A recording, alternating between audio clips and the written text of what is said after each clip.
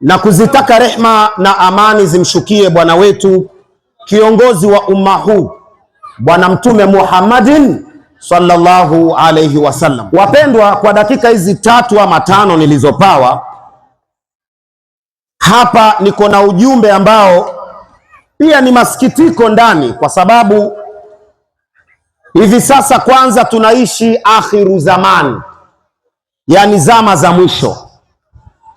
Na zama hizi za mwisho kuna mambo ambayo yametabiriwa kwamba yataonekaniwa karne hizi, na asilimia kubwa ya mambo hayo ni mabovu, sio mazuri, na mambo hayo ni alama za kiyama kwamba kinatukaribia. Na miongoni mwa alama hizo Mwenyezi Mungu amezigawanya makundi mawili. Kuna alama ambazo ni kubwa kubwa na kuna alama ambazo ni ndogo ndogo. Lakini hizi alama ndogo ndogo hizi karibu zote zimeonekana. Kwa mfano, Mtume salama akasema katika hadithi sahihi ya kwamba haitofika saa ya kiyama isipokuwa Qur'ani itakuja kubaki kama maandishi na Uislamu hautobaki isipokuwa maneno makavu. Yaani Qur'ani itafika wakati haitobaki isipokuwa maandishi tu, na Uislamu hautobaki isipokuwa maneno, itakuwa vitendo hakuna. Na wakati wenyewe sasa ndio huu.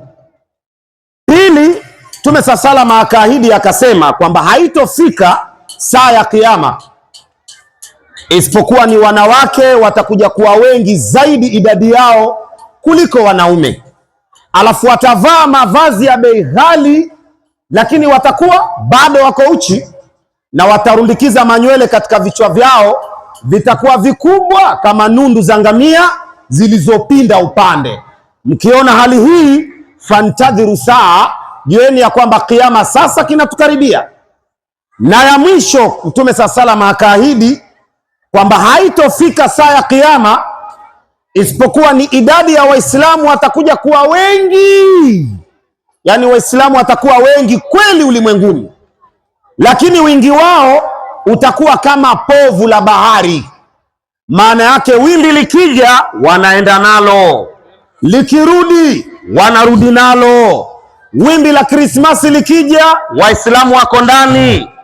Mwaka mpya wa kikafiri ukiingia, Waislamu wako na. Utaona Waislamu wanavuka feri mamilioni, wanaenda kusherekea Krismasi kule Mama Ngina. Saa 2 usiku, saa 4 watu wameacha waume zao na watoto wao, na mpaka watoto wadogo wanavuka, wanaenda Mama Ngina kusherekea Krismasi, sikukuu ya devil worship Bwana. Tena Waislamu hawana hata haya na aibu, wanaenda. Hizi ni miongoni mwa alama za kiyama. Sasa wapendwa Waislamu, kwa hali hii sasa imebaki Uislamu hauna watetezi. Asilimia kubwa ya Waislamu waliobaki ni waporaji wa hii dini na wala sio watetezi wa hii dini. Misikiti imebinafsishwa, misikiti inapelekwa kama wanavyotaka watu. Nenda Mombasa mjini, njoo Likoni, baadhi ya misikiti utaona imamu amesoma dini, anakaliwa na kamati ya msikiti ambao hawakusoma hata dini. Alafu imamu anapangiwa sheria na wajinga. Chairman wa msikiti hakusoma dini, anamwambia imamu, hapa tumekaa na wazee, tumetengeza sheria hapa, ndio muongozo utaendesha huu msikiti. Sheria zenyewe kwenye Qur'ani hakuna, wala kwenye Sunna hakuna. Kwa hivyo misikiti inaendeshwa kama vile mabunge ya serikali za nchi. Matokeo yake ni kuharibika kwa mambo.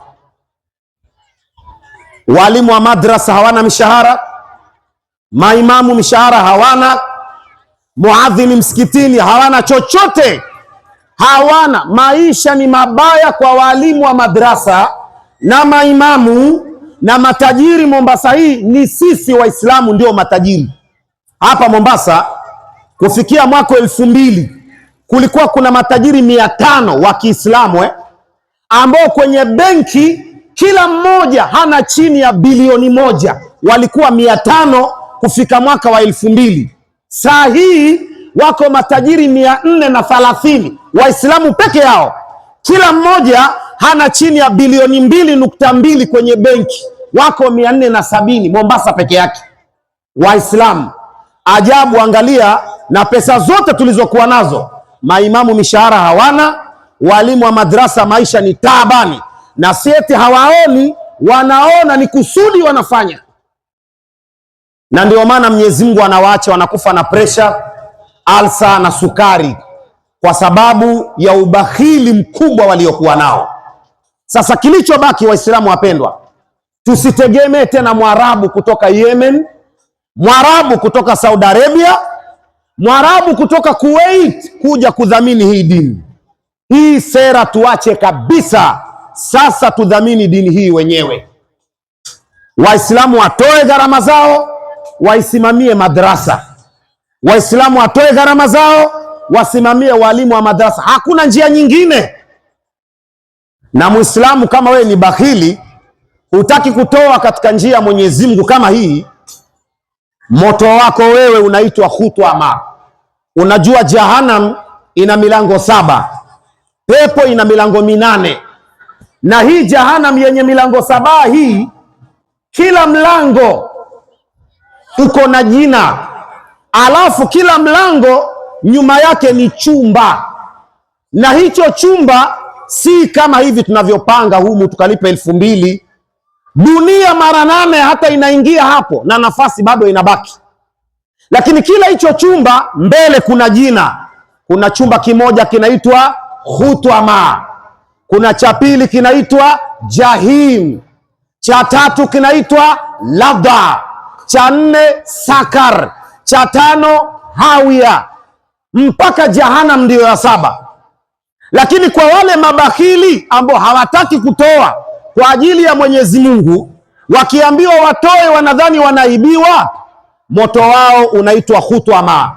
Mwenyezi Mungu ameeleza vizuri kwenye Qur'ani kuhusu moto huu, na watakaoingia humu, Mungu atunusuru, tuseme amin. Mwenyezi Mungu anasema wailul likulli humazatil lumaza alladhi jamaa malan wa addada yahsabu annama lahu akhlada kalla la yunbadanna fil khutwama wama adraka mal khutwama narullahi almuqada allati tattali'u ala al-afida innaha alayhi musada fi amadin mumaddada. Anasema Mola wetu, ole wake kila mrambaji kisogo na msengenyaji. Kila mtu anajua kusengenya. Kuramba kisogo ni kufanya nini? Kuramba kisogo maana yake mtu akipita anaenda unamfanyia. Hiyo ndio inaitwa kuramba kisogo. Sasa ole wake mrambaji kisogo na msengenyaji, alladhi jamaa malan wa addada, na wa pili ni mwenye kuyakusanya mali na kupiga hesabu. Kazi yake ni hiyo tu. Akiambiwa toa kwa ajili ya madrasa, anadhani anaibiwa. Bwana, toa mayatimu wapate hata riziki. Jamani, mnanisumbua mimi. Bwana, toa msikiti upigwe rangi. Anaona mnanikera. Ye anachotaka ni aswali, atoke aende, hataki kufilisika kwa ajili ya Uislamu.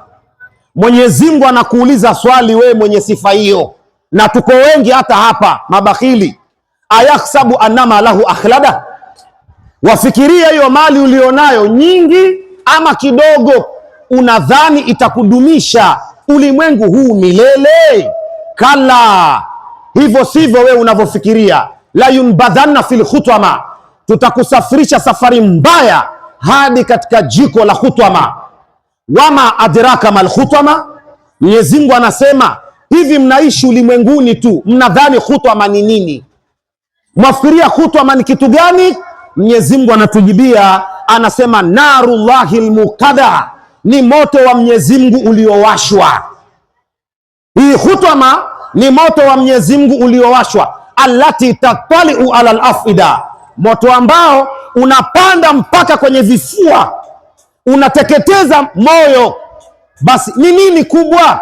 Moyo ndio unaokudanganya wewe kwamba ukitoa kwa ajili ya marungi uibiwi, lakini ukitoa kwa ajili ya madrasa unaibiwa. Moyo ndio unakudanganya wewe kwamba hiyo mali bwana uliipata kwa ujanja wako wewe, kwa hivyo unaitumia kama unavyotaka wewe, si kama anavyotaka Mwenyezi Mungu na mtume wake. Wewe unataka wewe vyako. Mungu anateketeza huo moyo wako. Tena Mungu anasema katika moto huo watafungiwa fi amadin mumaddada, katika vigogo virefu vilivyopangwa namna hii. Umekamatwa, unachomwa, alafu umefungwa na hakuna wa kukutetea kwa sababu ya ubakhili na usengenyaji. Na ni sifa zetu sana Waislamu wa Mombasa, kusengenya na ubakhili ndio zetu hizo. Basi moto wako ndio huu, jiandae, unaitwa khutama. Muda hautoshi, lakini kuna hii mioto mingine mibaya. Kuna jahim, chumba kibovu kabisa. Wataingia watu gani? Fa amma man tagha wa athara alhayata dunya fa innal jahima hiya almawa, yule mtu ambaye amekwenda kuathirika na uhai wa ulimwengu, ikawa kazi yake ni kuponda raha juu ya raha, hataki kujua yeye ni mboka, bangi, sigara, muziki, beach. Bas akiona jambo la starehe yuko mbio hapo, jambo la dini anajivuta we. Kwanza kama ni msikitini, ni Ijumaa, anangoja mpaka imamu amepanda kwenye mimbar ndio unamwona huyu anakuja. Tena na swala ya mwisho huko, raka ya mwisho, salamu alaykum. Iblisi anamwambia toka, enda, hapa kufai tena hapa huyo. Lakini sehemu za starehe yuko mbele.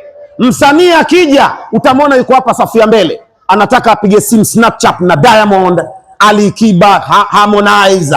Yani hapo ndio yuko mbele. Penda hiyo raha. Mungu anasema fa innal jahima hiya almawa, jahim ndio itakuwa mashukio ya mja kama huyu. Kama uko hapa kazi yako ni kupenda raha, jiandae, moto wako ndio huu. Tena Mtume sallallahu anasema kwenye moto huu kunapatikana vitu viwili. Kwanza kuna bonde kubwa la ajabu, kuna nyoka mkubwa ambaye haelezeki ukubwa wake. Kazi yake atakuwa ni kuwatatia na kuwazongazonga watakaoingia kwenye moto huu. Alafu pili, kuna chakula cha asili cha watu wa motoni. Huo mti wenye miba unaitwa mzakum, ni uchungu kuliko chungu zote ulimwenguni ambazo umewahi kuzisikia wewe. Watapewa watu wa moto huu, wataambiwa wautafune, na ukiutafuna inadunga kwenye mashavu pande hii na pande hii. Adhabu fauka la adhabu, moto wa jahimu. Waislamu wapendwa, tusidharau walimu wa madrasa na maimamu, kwa sababu mwalimu wa madrasa kwanza yeye ndo anayesababisha hii dini kubaki. Akikosekana mwalimu wa madrasa, hii dini yafa hii. Twende tukachomwe sote na swala zetu 5 na sijida zetu kubwa kama soli za viatu. Mwalimu wa madrasa anakusomesha mwanao ajue dini, alafu namnyima hela. Tena Waislamu hatuna adabu kabisa, tuambiane ukweli hapa. Unamkuta mama anaambiwa lete shilingi 20 tu ya mtoto wako weekendi madrasa, anamwambia yo dini mbona Imam Ustadhi akaienda biashara, kwani hiyo Qur'ani inaguzwa? Tena naongea bila, mwambie ustadhi wallahi sina hata shilingi, jana nalipa 18,000 primary, mwambie sina hata shilingi. Yani anazidi kumuonesha mwalimu huna maana, hufai kupata, muhimu ni kule primary. Kisha Waislamu mnataka dua zetu ziende wapi? Zitaenda wapi dua za Mwenyezi Mungu tunazoziomba ikiwa wafanyakazi wa Mungu wanadharauliwa kiwango hiki? Mnawadharau. Leo hata ukienda ukiposa msichana, baba mkwe anauliza nani huyu? Ni Mwapore huyu. Yule mwalimu wa madrasa mwambieni Fatuma yuenda college wiki hii. Hakuna cha college, hakuna chochote, ni kwa sababu Mwapore hana kitu.